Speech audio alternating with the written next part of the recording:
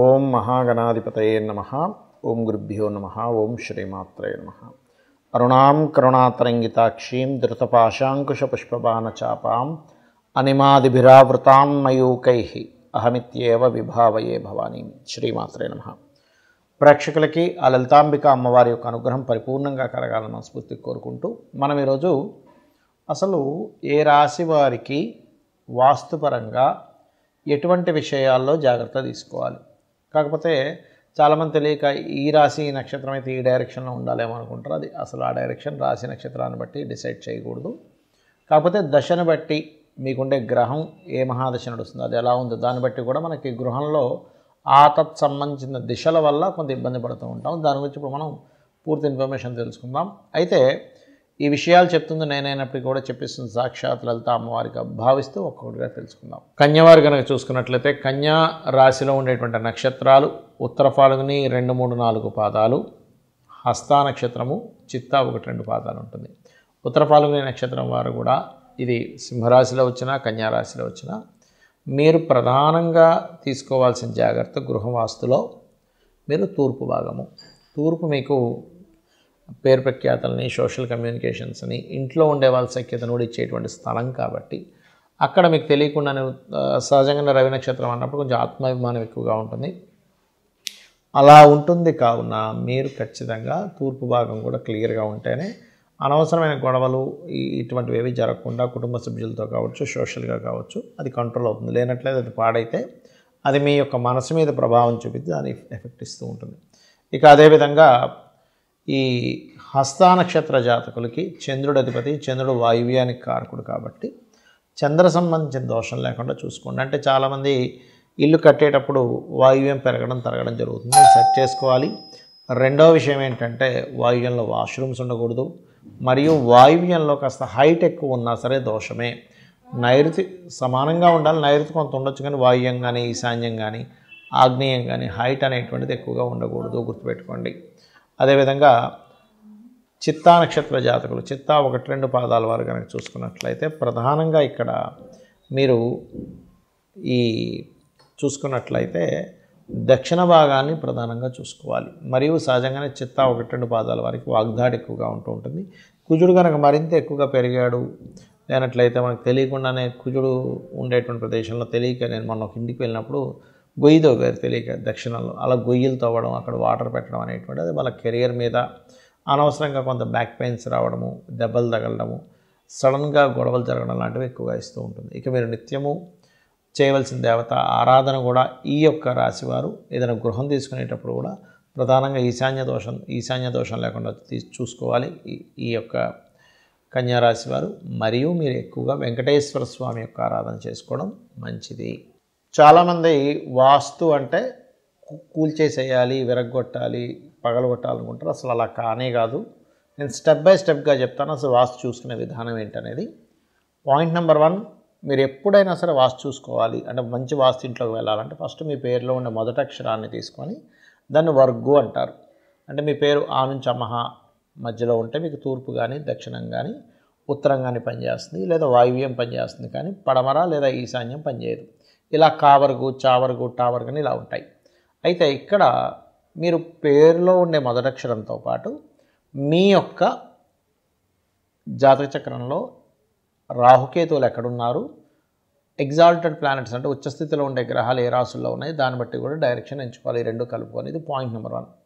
ఇక రెండవది, మనకు డైరెక్షన్ తెలిసింది కానీ ఇంటి యొక్క సింహద్వారం ఎక్కడుంటే బాగుంటుందంటే మనకు శాస్త్రంలో చాలా స్పష్టంగా ప్రతి ఇంటికి కూడా సింహద్వారాలు అనేవి 3, 4 పదాల్లో ఉండాలి అని చెప్పి శాస్త్రం. కాబట్టి 3, 4 పదాల్లో ఉండేలాగా మీ యొక్క గృహం యొక్క ప్లానింగ్ వేసుకొని ఆ గృహం ఎన్ని డిగ్రీలు టిల్ట్ అయింది, ఆ టిల్ట్ అయిన దాన్ని బట్టి మీకు అది ఎన్ని డిగ్రీల్లో ఏ పదం వచ్చిందో చూసుకొని ఆ రకంగా సెట్ చేసుకోవాలి. ఇది ముఖ్యమైనటువంటి 2 చాలా ముఖ్యమైనటువంటి వాస్తులో.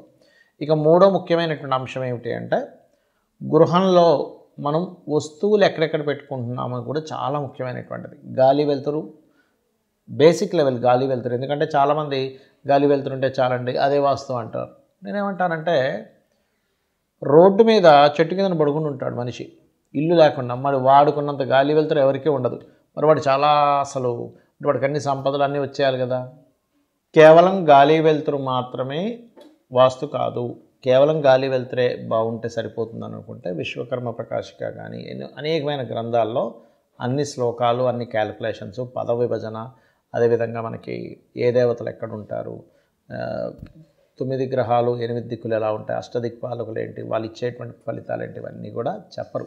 కేవలం గాలి వెలుతురు ఉంటే ఒక శ్లోకంలో పుస్తకం అయిపోయేది. ఇక మరొక విషయం ఏంటంటే మీరు ఇంట్లో ఏ వస్తువు ఎక్కడ వాడుతున్నారు, ఎటువైపు ఎటువంటి రంగులు ఉన్నాయో కూడా చాలా ముఖ్యమైనటువంటిది ఇంటిని ఎనర్జైజ్ చేయడానికి గుర్తుపెట్టుకోండి. ఆ రకంగా ఎప్పుడు కూడా గృహంలో మీకు నడుస్తున్న మహాదశను బట్టి కూడా ఉంటుందండి. అంటే మీకు తెలియకుండానే ఉదాహరణకి రవి నుంచి కేతు వరకు తీసుకుందాం, దశల్లో రవి దశ నడుస్తుంది, కానీ మీ జన్మజాతకంలో రవి పాడయ్యాడు. ఇంకాస్త మీరు ఈస్ట్ డైరెక్షన్లో వెళ్ళినటువంటి ఇల్లు ఈస్ట్లో ఉండే ఇది సరిగ్గా లేదు, అంటే ఈస్ట్లో మొత్తం బాగా తగ్గిపోవడం, స్థలము వెస్ట్లో పెరిగిపోవడం జరుగుతుంది. అప్పుడు ఆ ఈస్ట్ అనేది సన్కి సంబంధం కాబట్టి కమ్యూనికేషన్స్ దెబ్బతినడం, సోషల్ కమ్యూనికేషన్స్, పూర్వస్తు సభాగర్ అన్నారు కాబట్టి అటువంటి ఇబ్బంది అనేది జరుగుతూ ఉంటుంది. అలా కాకుండా చంద్రమహర్దశ నడుస్తుంది, ఉదాహరణకు చంద్రుడు బాగుంటే ఫైన్, ఒకవేళ పాడయ్యాడు అది మనసుకి సంబంధం కాబట్టి మీరుండే ఇల్లు కూడా వాయువ్య దిశ ఏదైనా తేడా ఉన్నట్లయితే వాయువ్య దిశ వల్ల మీకు ఇంకొంచెం ఏమైపోతుంది, అది ఆల్రెడీ మహాదశ ఇబ్బంది ఉంది, దాంతోపాటు వాయువ్యం కూడా దోషం ఏర్పడింది, వాయువ్యానికి చంద్రుడు కాబట్టి అది ఇంకొంచెం మానసిక స్ట్రెస్ని, అనాలోచితంగా కొన్ని నిర్ణయాలు తీసుకునేది ఇస్తూ ఉంటుంది. అదే మీకు కుజమహర్దశ నడుస్తుంది, కుజుడు బాగుంటే ఫైన్, భూముల ద్వారా బాగా కలిసి వస్తుంది, కానీ పాడయ్యాడు, అప్పుడు సౌత్ చెక్ చేసుకోవాలి. ఎందుకంటే సౌత్కి కుజుడు కారకుడు దక్షిణానికి. సో దక్షిణం బాగా పెరిగిపోయినా, దక్షిణంలో బాత్రూమ్స్ ఉన్నా, ఇది మీకు ప్రధానంగా కెరీర్ మీద దెబ్బతీస్తుంది. అదేవిధంగా ఉదాహరణకి మీకు బుధుడి యొక్క మహాదశ నడుస్తుంది. బుధుడు ఉత్తరానికి కారకుడు, అంటే ధనానికి, వ్యాపారానికి, వీటికి కారకుడు. సో ఉత్తరంలో బాత్రూమ్స్, వాష్రూమ్స్ ఉన్నటువంటి ఇళ్లలో ఉంటే బుధ మహాదశ నడుస్తున్నందుకు ఇంకా ఇబ్బంది పడతారు, లేకపోతే అది పెద్దగా మీకు సపోర్ట్ చేయదు, అంటే బ్లాకేజెస్ ఏర్పడుతుంటాయి. అంటే మనకుండే దశను బట్టి మనం ఆ గృహంలో ఆ యొక్క గృహ అధిదేవతలు, గ్రహదేవతలు అక్కడ బ్లాకేజ్ ఏర్పడినప్పుడు అది మరింత స్ట్రెస్కి గురి చేస్తుంది.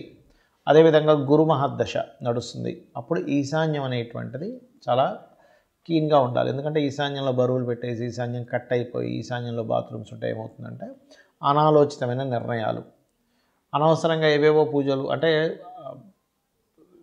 ఒక ఇంట్లో కూర్చొని చక్కగా నామస్మరణ చేయాల్సింది ఎవరో ఫేక్ వాళ్ళని కనెక్ట్ అయ్యి వాళ్ళతో లక్షలు పెట్టి పూజ చేసుకోవడం, ఇలాంటి తప్పిదాలు జరుగుతూ ఉంటాయి. ప్లస్ సంతానం మీద కూడా ఎఫెక్ట్ పడుతుంది అది.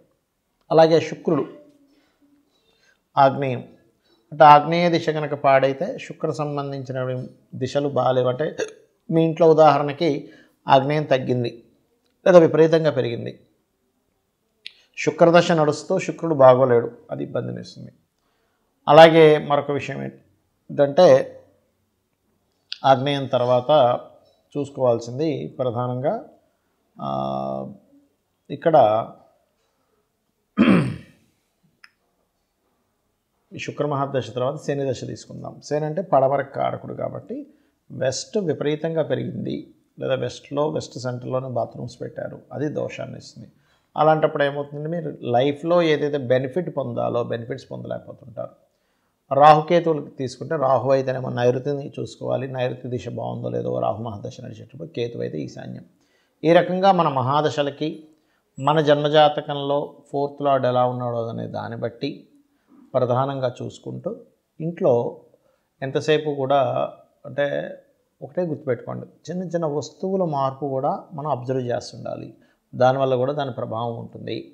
అయితే ఇంట్లో నిత్య దీపారాధన కనుక చేస్తూ ఉన్నట్లయితే ఇంట్లో ఎనర్జీ బ్యాలెన్స్డ్గా ఉండి ఆ ఇంట్లో ఉండేవాళ్ళు చాలా సంతోషకరంగా ఉంటారు. శ్రీమాత్రే నమః.